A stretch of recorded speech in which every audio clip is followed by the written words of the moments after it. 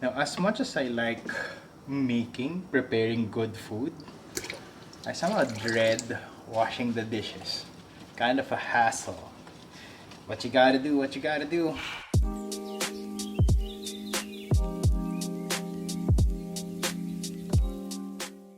Alright, hello everyone, this is Coach Sot and it's time for another video. I know things have been pretty hectic the past few days or past few weeks. That's why today's just like the only time I've made a video in a very long while, but that's okay. I think it's all blessings from here.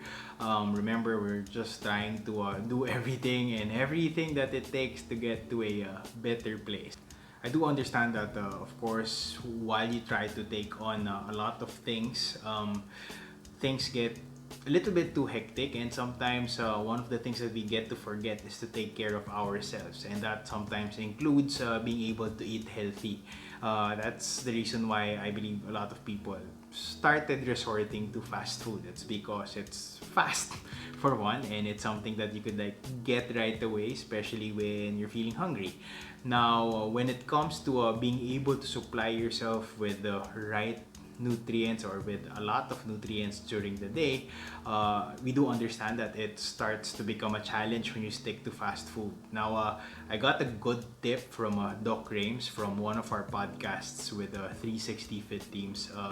I saw one of his posts on Facebook, if I can recall correctly, and he made some vegetable soup. And I figured out na, yeah, I've been using my blender to make super shakes, something that's quick and easy to prepare to provide me with nutrients, and that's all a lot on the sweet part. I know I haven't really experimented on using the blender on savory stuff, so this is my first time to make soup for us here at home.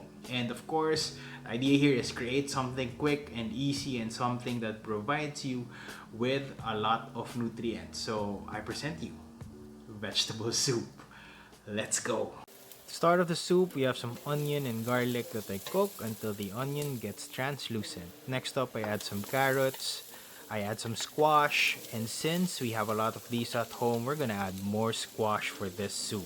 So the idea here is we want to soften up these vegetables and make them blender friendly.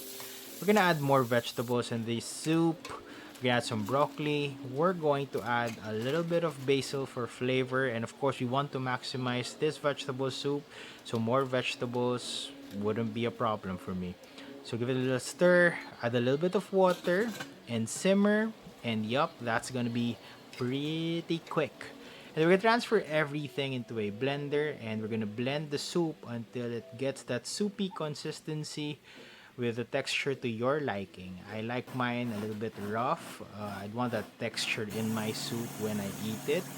And yup, and we transfer it back to a pot. I noticed that I needed it a little bit less thick. That's why I'm adding a little bit of water in there. And yeah, that's gonna be quick, a quick mix, and you already have your soup ready. This one tastes a little bit good, and yup, that's the reason why you hear that applause in the background. This one tastes really good. You have that sweetness from the squash and that flavor from the basil. Makes everything perfect.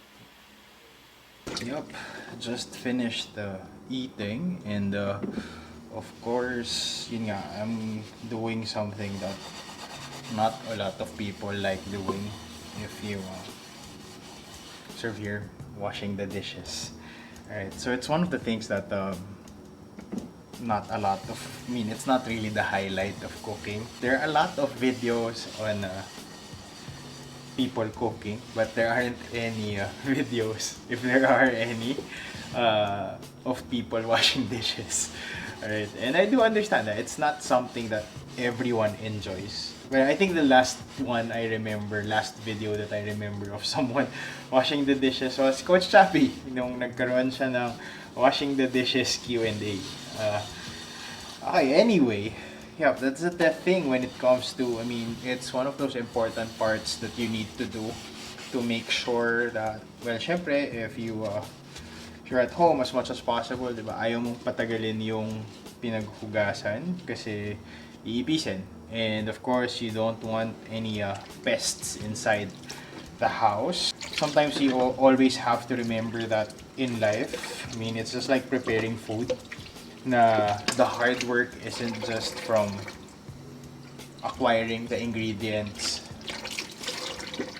Sometimes even washing the dishes is also, I mean, hindi siya sometimes. Washing the dishes is also a very important part of the cooking process. Na if you want to be sure that, I mean, you want to have like a pan that's clean every time you're cooking, every time you would be cooking, you also need to wash the dishes and get it prepared, right? In life, that's pretty much the same thing. The work, I mean, there will always be work that needs to be done when you want, if there are some goals that need to be reached.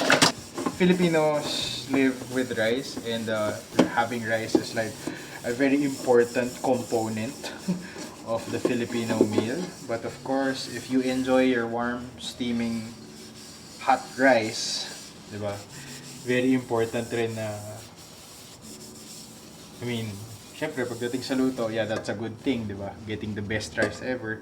But of course, one of the worst things, I mean, para sa akin, opinion ko lang naman, nandun na siya dun sa mga pinakamahirap hugasan na bagay, kasabay nung pan na ginamit for grilling, na you have to like scrape off syempre yung mga burnt parts doon sa grill ninyo. And it's like the rice, di ba? Meron sa rice cooker kasi, di ba, yung mga dumikit na kanin dun sa rice, ang hirap tanggalin. Pero, yon, basically, if you want to get that steaming hot rice on a regular basis, every time you cook, kailangan mo ring linisin yung rice cooker niya every time. So yun nga, you have to understand na the work isn't just the part that you do before you reach the goal.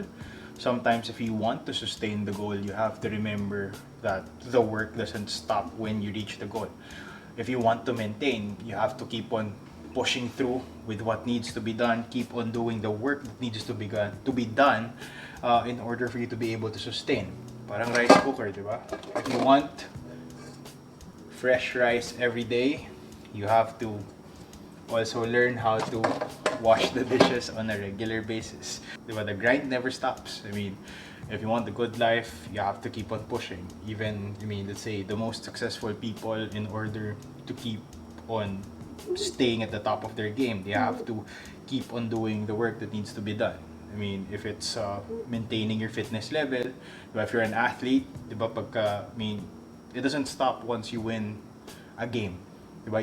You still keep on training, you still keep on practicing those shots. If it's basketball, diba? You still keep on doing those drills because you need to put in work to make sure that you're doing the best that you can to get yourself better. And same thing when you're trying to maintain yourself, diba? Hindi dahil na-reach mo yung goal weight mo, for example, yun na, doon na nagtatapos. So remember, the work doesn't stop. Just keep on pushing, keep on doing everything and anything and everything that it takes for you to reach that goal. But also don't forget that you have to keep on working to keep yourself at the top of your game. Alright? So kumbaga, nagtrabaho ko na nandun na yung momentum. I mean, this is the lifestyle that you embraced. I mean, if you enjoyed it,